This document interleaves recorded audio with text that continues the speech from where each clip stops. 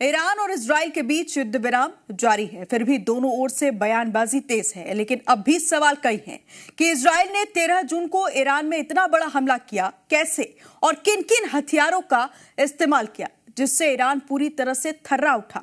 इन सभी सवालों के जवाब हम आपको इस एक्सक्लूसिव रिपोर्ट में देंगे। साथ ही बताएंगे कि कैसे 20 सालों से इजरायली सेना ईरान में हमले की प्लानिंग कर रही थी और कैसे हथियारों को भी उसी तरह अपग्रेड किया जा रहा था।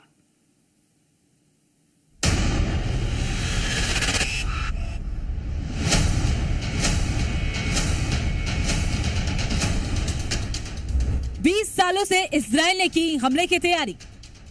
13 जून को इजराइल ने ईरान पर वो हमला किया जिसकी तैयारी दशकों से हो रही थी।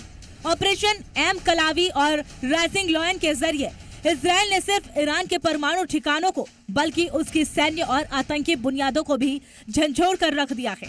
ये इजराइल के रणनीतिक बढ़त का संदेश है। दरअसल इजरायली रक्षा मंत्रालय ने अपने एक बयान में बहुत बड़ा खुलासा किया है। बयान में बताया गया है कि कैसे 20 सालों से ईरान पर हमले की तैयारी की जा रही थी।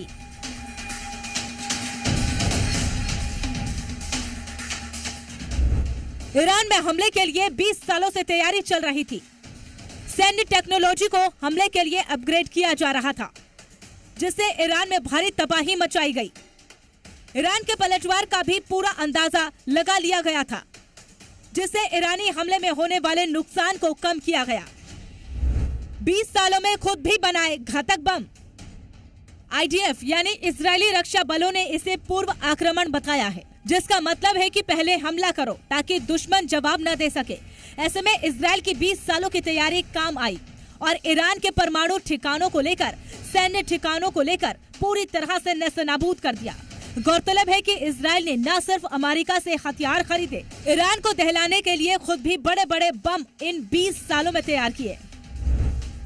इजराइल के पास कई आधुनिक हथियार हैं, साथ ही कुछ एआई से भी लैस हथियार बनाए गए। स्थानीय स्तर पर भारी बमों को तैयार किया गया। इसके साथ ही मल्टी लेयर एयर डिफेंस तैनात किए गए।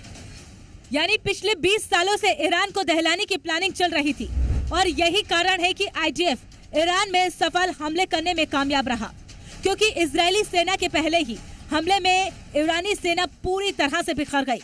तुरंत पलटवार करने की भी ईरानी सेना को मौका नहीं दिया। लेकिन इस युद्ध में इजराइल ने हाईटेक तकनीक के जरिए निगरानी भी रखी, जिससे सिलेक्ट किए गए टारगेट पर सटीक हमले किए गए। हमले से पहले ईरान में 500 से ज्यादा खुफिया ऑपरेशन किए गए। ड्रोन के जरिए ईरान के ऑपरेशन थिएटर की निगरानी की गई। 12,000 सैटेलाइट तस्वीरों को खंगाला गया।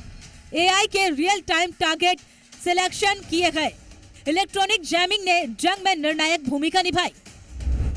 सभी फाइटर जेट्स को सौंपी गई थी जिम्मेदारी। इजरायली सेना को पता था कि अगर वो चूक गए तो ईरान बड़ा पलटवार कर सकता है। ऐसे में इजरायली एयरफोर्स ने हवाई शक्ति दिखाई।